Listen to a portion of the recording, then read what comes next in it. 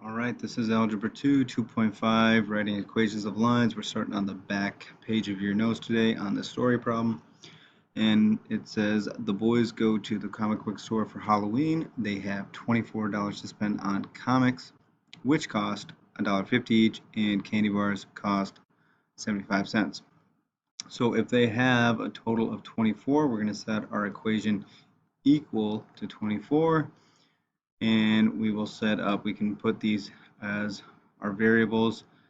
Let's use X and Y. So we'll use X for comics and Y for candy bars. All right, so I'm going to do 1.5X plus 0.75Y, and there's our equation. All right, if they bought 12 candy bars, how many comics can they buy? All I need to do, candy bars was our Y, we just need to substitute it out. So we got 1.5x plus 0.75 times 12 is equal to 24, and then we just go ahead and solve this out. Multiply this here, that's 0.75 times 12, that is 9. So I'll just kind of update this problem here. It's equal to 24. Go ahead and isolate the variable, so we're going to subtract 9 on both sides, and we're left with 1.5x is equal to 15, and last step we just divide by 1.5, divide by 1.5, and we're left with x is equal to 10. Alright, I'm going to erase here so I can go to this next problem. Pause the video if you needed to for that. Sorry, I'm going a little bit fast. Alright, last thing.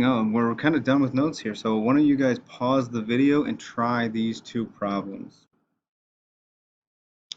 Okay, let's see. What is the equation of a line that is parallel to the line y is equal to negative 4x plus 1 and goes through the point negative 3, positive 5?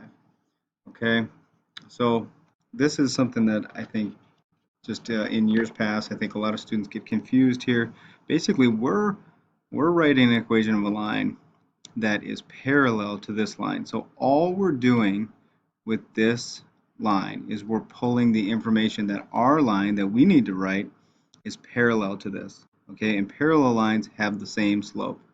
So all we need to do is say, okay, what's the slope of this line, which would be our m value, and so the slope of this line is negative 4, so the slope of the line that we need to use is negative 4.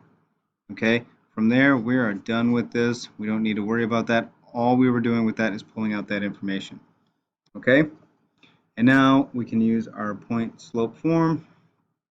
So we got y minus y1.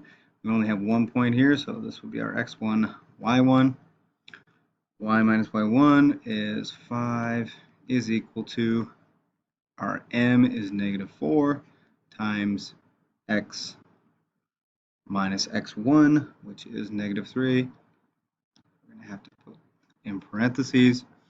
So let's go ahead and distribute this negative, which is because this is really like a negative 1. So we multiply that out, and it really just makes this, just going to change this to a positive 3. Okay? Alright, so now I just distribute this out. Negative 4 times x is negative 4x. Negative 4 times positive 3 is negative 12. Drop down on the left side, and all we need to do here to isolate y is just add 5 on both sides, and I'm left with y is equal to negative 4x minus 8. Sorry, 7. Just kidding.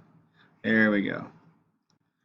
Okay, last one here. All right, number 2. This one's, the hardest example because they're not giving us any information. So we need to find our slope and our y-intercept.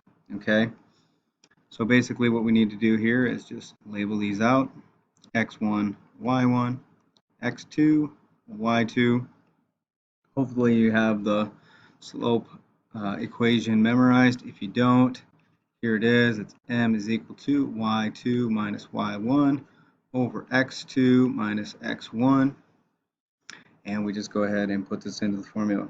So we got -7 minus -1 over 6, x2 is 6, minus x1 is 4. All right, let's simplify the top, change this to positive, that's -7 plus 1, that's -6. 6 minus 4 is 2, and so this reduces down to -3. And now from here we can use point slope form. Just grab this point here because it's already labeled x1, y1, and plug it into our equation. So we get y minus y1 is equal to m times x minus x1. And go ahead and distribute this out. We got -3 times x, that's -3x. -3 times -4 is positive 12. Drop this down. Let's just change this real quick. That's y plus 1. So we isolate y by subtracting 1 on both sides, and I'm left with y is equal to -3x plus 11. Final answer. All right, I got a lot of time on this video, so I think I'm just going to kind of roll into helping out with some practice problems. Just keep in mind, all we need for a slope in an equation of a line in slope-intercept form is our m and our b. Okay, our m is our slope, and our b is our y-intercept. All right, so for number 1, this one has always confused students. Like, oh, what do I do here? Not hard. All you have to do is just go y is equal to slope. That's a 2, not a 5, or 3, sorry. 3 over 5x and plus 4. Slope, y-intercept. Super easy. All right, number 2 here. Again, we need a slope and a y-intercept. Let's start at the y-intercept. Y-intercept just means the point at which crosses the y-axis. So here's my first point. That's my y-intercept. Okay, at -1. Now we just need to find the next point here, which looks like it'll be right here, where it crosses perfectly right there. And so we can just follow rise over run here. We could take a look at these points and do, okay, this is at 0x, -1y, and this is at +4, +2 on the y. And we could use our formula, but that'll take a long time. Why don't we just go, how much does this go up? How much does this go over? This goes up 1, 2, 3, so that's +3, and over 1, 2, 3, 4, to the right 4, so our slope here is 3 over 4. So our equation of this line is y is equal to 3/4 x minus 1. Okay. All right, number 3. This one's a little bit different. It's a negative slope, I know that. So let's find the y-intercept. It's right here at y equaling 0. So our y-intercept is 0. And what is our slope? It looks like it crosses right here, also right here. So how do we get to these points? Doesn't matter which way you go, as long as you follow a process. So we can go, if I want to go from this point to the left, I can go up and back 3. So this would be up, which is positive. So up 1, back 3. So my slope here would be 1 over -3. Or if you wanted to go the other way, right, we could go down, which is negative, and over, which is positive, right to the right is positive, over +3. So that would be -1 over +3. But just remember, if only one, the numerator or the denominator is negative, the whole thing is negative. So really, the actual slope is -1 over 3. Okay, because if they were both negative, the actual fraction would be positive. That would be a positive slope. All right, so that was a little convoluted. Hopefully it made sense. Here's your y-intercept, here's your slope, so your line is just going to be negative 1/3 x. You don't even need to write plus 0 because that it doesn't need to, it's unnecessary. So y is equal to negative 1/3 x. All right, this one looks pretty easy. You're just gonna, here's your slope, label this x1, y1, and use your point slope form. Let's see, zoom out here a little bit. Looks like for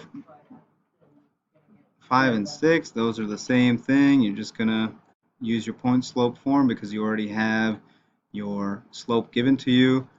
For some of these other ones, 7 through something, I don't know, you've got to actually use your formula for slope, and then you can use your point slope form. So you need your slope and then point slope form.